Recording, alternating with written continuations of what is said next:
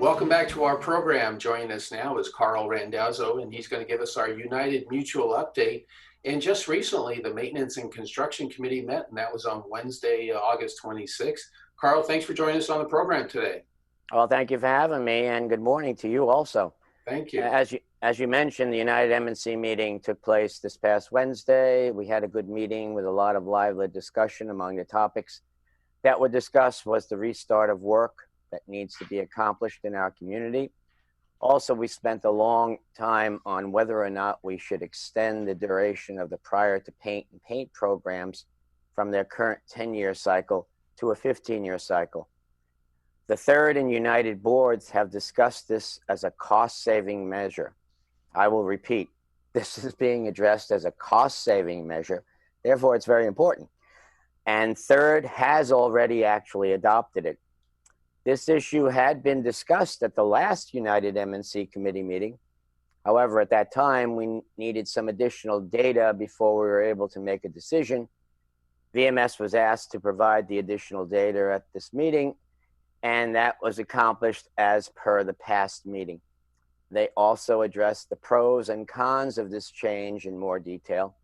The need for this additional information would provide the committee the information they needed to ensure that the cost savings associated with the change in duration will not prompt an increase in costs due to damage repairs that may be required should the paint fail and areas underneath the paint require additional repair than would have been required under a 10-year cycle duration. That discussion ensued with VMS explaining that the paint manufacturer has agreed in writing to extend the warranty to 15 years. With regard to the Prior to Paint program, VMS did address our concerns with regard to the potential for exacerbating the damage when going from a 10 to 15-year program cycle. VMS explained that this will not be a problem due to other inspections and reviews that are done on an ongoing basis, and the potential problem will be caught. After approximately 1.5 hours of deliberation, the committee, by a vote of 4 in favor to 1 against, accepted the 15-year duration, and now will go up to the board for their approval. So that'll go actually to the United board when you meet in September. So you all will then once again approve this recommendation then. That's correct. We will be, well, let's put it this way. It's up to 11 people on that board to make that determination, okay? But at this particular point in time, I see no reason why we wouldn't approve it, because at this point, if it does go south over the next 2 years and we find out it's problematic, we can always revert back. This is not an end all and be all, okay? This is a program that we feel will work. We have all the logic behind it to say it will work. But, you know, there's always things that go bump in the night. So at this particular point in time, I feel that it was a worthwhile program to save money, and it will provide all the things that we need in the long run. Right. And not only besides the paint program, there's been many activities and projects in United that have been postponed this year due to the COVID-19 pandemic. And those projects and activities need to move forward as well. That's correct. And with that, we also went through some of the additional activities and projects that are planned for this year and had been postponed due to COVID-19. As you mentioned, as of August 3rd, the crews are back at work in the village. Therefore, many repairs and other work that need to be accomplished this year can now be scheduled to be done. Also, the painters and carpenters are back at work doing the work associated with the Paint and Prior to Paint program, as I just stated. In fact, all work activities can be accomplished outdoors are being put back on the schedule. However, for indoor work activities where workmen will require access to your home, these activities will fall into 2 special categories.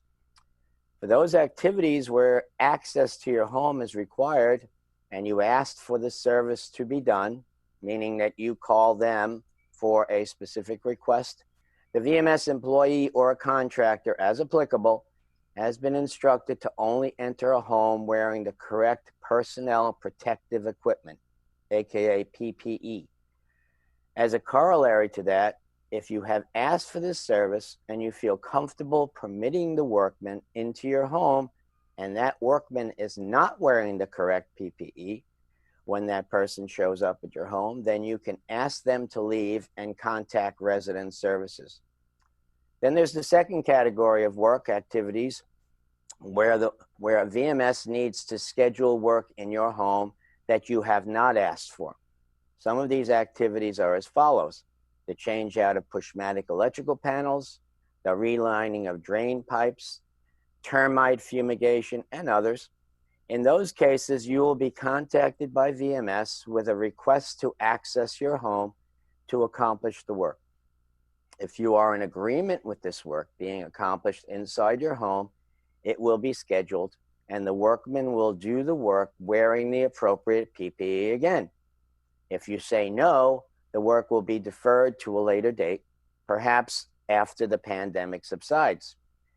In this category, we are only talking about work that does not have to do with an emergency. If there's an emergency issue that needs to be tackled ASAP, then VMS will request access to your home, because if the work that is needed to be done does not get done, then there will be major problems.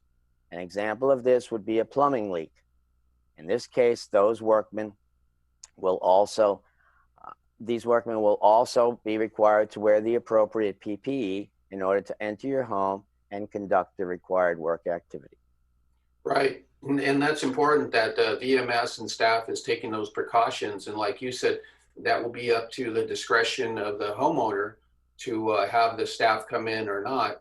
But another thing that's really important for your community is the United Handyman Program. The Handyman Program is something that has been in effect, and it went into effect with full force, and then all of a sudden the pandemic hit. So as you know, well, as you may know, okay, as everybody else in the audience hopefully knows, okay, it comes in two categories.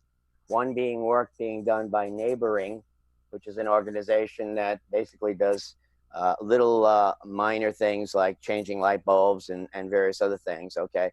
And then there's the VMS portion, which is the chargeable services for which you will be charged because it becomes an alteration to your home. Both of these services should be fully operational at this time. However, the program will have a backlog and the work requested may not be able to be accomplished in a short period of time. Handyman program hopefully can go up to full throttle here, but you know we're coming off of this pandemic, not really, but we're trying to, okay, and as a result of that, things will be a little slow at first. So just have some patience with us. Right. And we're also at that time of year where the boards are looking for candidates to fill spots for officers amongst their boards. And GRF is having their meeting on Monday, a special corporate meetings to fill their void. And United will be going through that process as well. So tell us a little bit about how that board selection and how to become a candidate for United Mutual works. Well, as you mentioned, okay, we need to remind everybody, and this is, and I'll mention in a couple of minutes, okay, as to when the actual end date is. We have board members. I think right now there's going to be 3 or 4 people available that will be coming off of the board. They've timed themselves out, or they have to get re-voted in because it's for a 3-year term. And the persons that will be going up for a vote this year, their term will expire in 2023, in September 2023.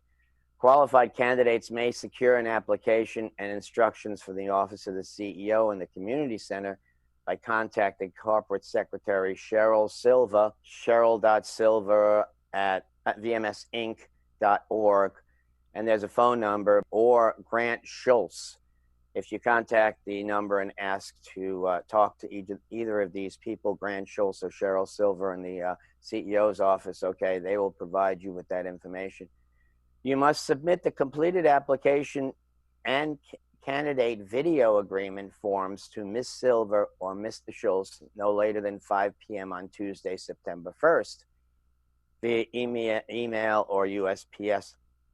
At this particular point in time, it would have to be probably by email because, as you well know, well, everybody knows, September 1st is next Tuesday.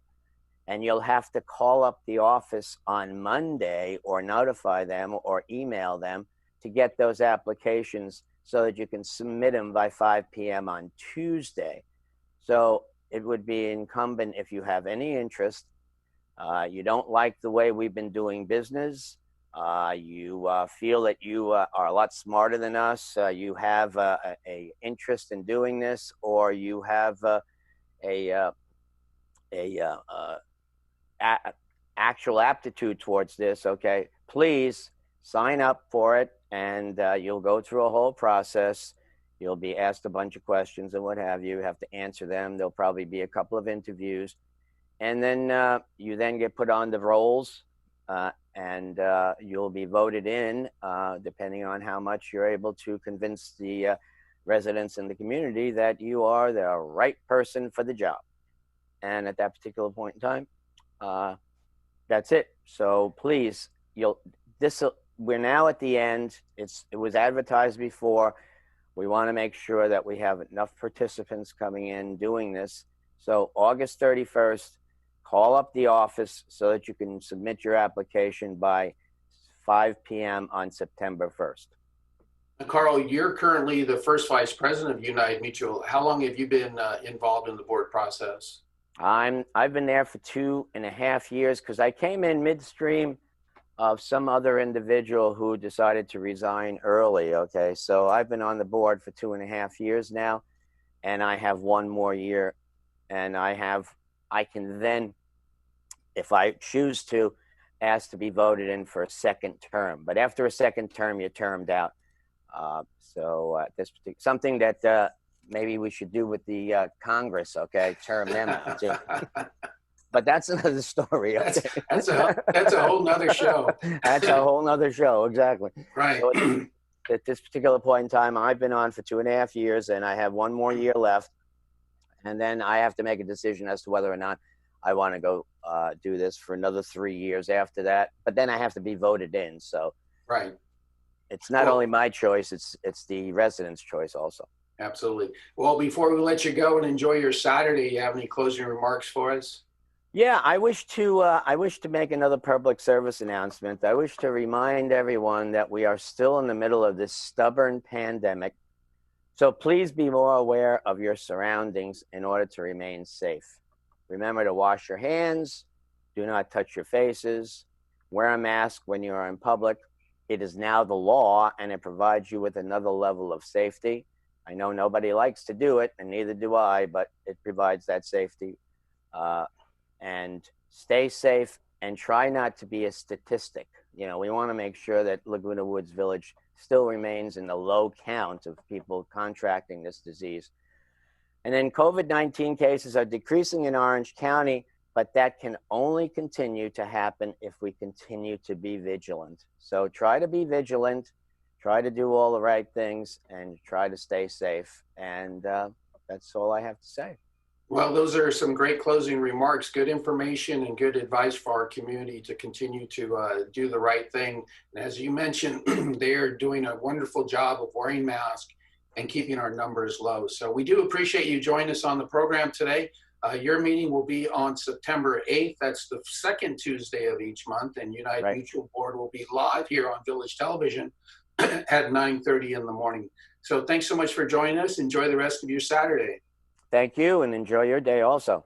Thank you very much. We'll be back with more of This Day right after this.